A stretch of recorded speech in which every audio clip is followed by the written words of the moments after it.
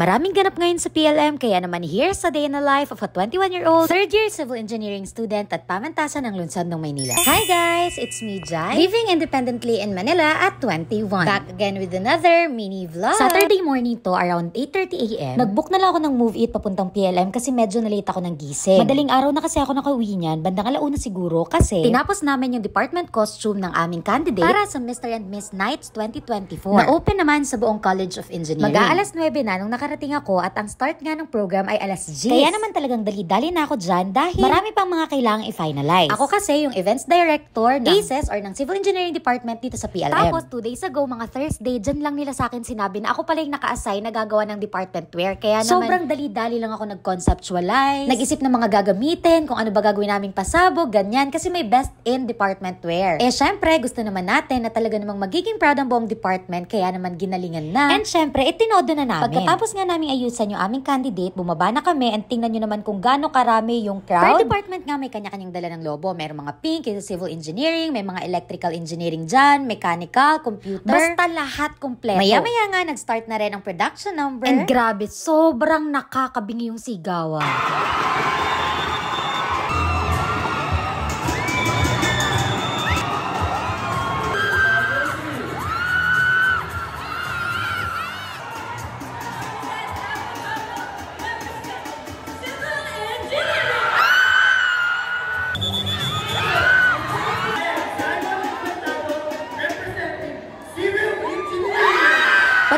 Pagkatapos ng production, ang makyat na kaming lahat agad dahil yung department wear na ang kasunod. Tinan nyo naman, ayan. Binibisan lang namin ulit siya. Ilang minuto lang yan dahil yag-yag talaga. Pagkatapos bumaba na kami dahil mag-start na daw. Ang naisip ko palang concept yan, mga floor plan yan lahat since CE kami. Tapos yung theme kasi is Dreamcatcher, so naglagay lang ako dyan ng mga feathers, ganun. Tapos syempre hindi naman mawala yung hard hat na may feathers rin. Unang pasabog sa naisip kong concept, may isiningit ako dito na totoong floor plan, tapos hihigitin niya yan. And boogs, talagang sigawan lahat dyan. Sayang lang kasi yung pangalawang pasabog hindi nagawa, hindi naalis yung tali dito sa may bandang waist. Kasi alam niyo yung mga typical na long gown, tapos biglang magiging maikli, ganun. Pero okay lang kasi binawi niya talaga, hindi ko lang na-videohan. Pagkatapos nun, akyat ulit para naman sa long gown. Dito, new hairstyle. Straight hair lang para very elegant. Pagkatapos, ayan, sige, takbo, bumaba na kami agad dahil mag-start naman yung formal wear.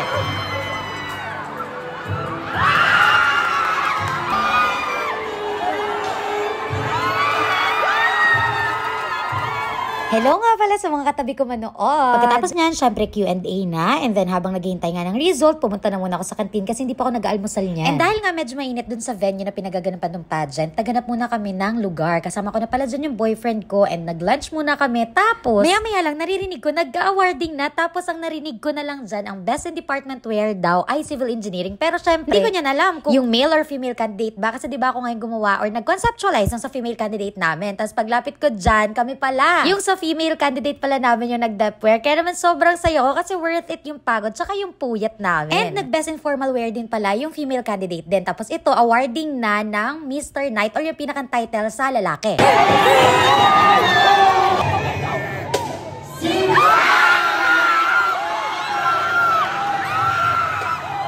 And ayun nga, nag-title yung aming candidate sa male category. Kaya naman dito naghihintay na lang kami ng announcement sa female category naman.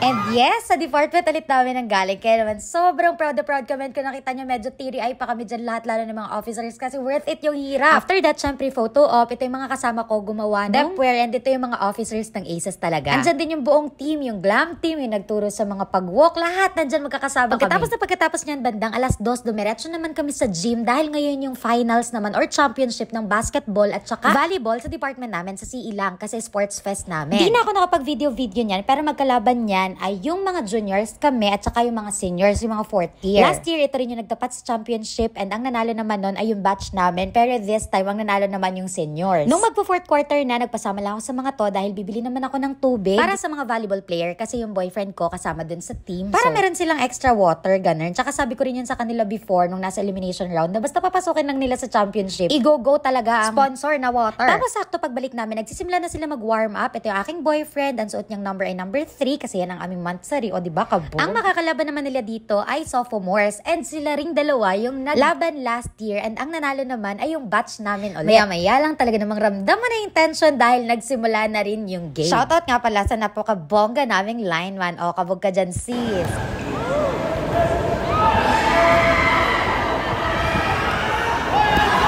Championship to, paunahan silang makakuha ng 3 set, and sa first set nakuha juniors or kami, and dyan nga talaga namang aminado, talong-talo talaga kami sa mga chair. Sobrang taas ng energy ng sophomores. Kahit last year, mabibingi ka talaga, tapos ubus na rin yung energy namin dito kasi nga nanggaling pa kami sa pageant tong morning.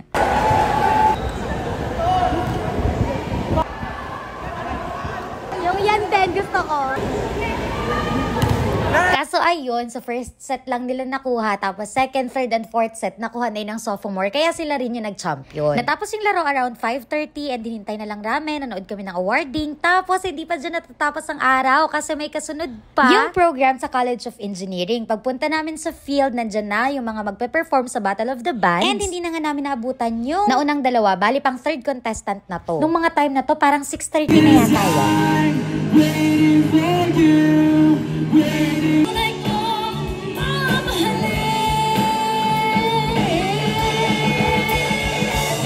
Ay pag-ibig na kung totoo ba ang pinadama, kiss boy, it feels so good.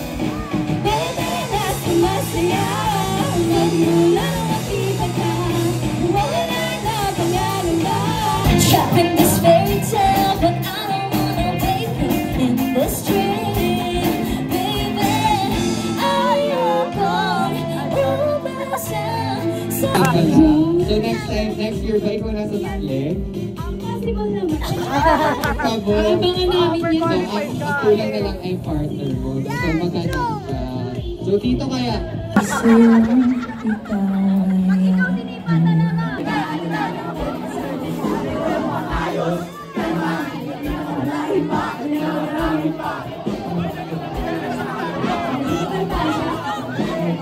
Kawalang sala.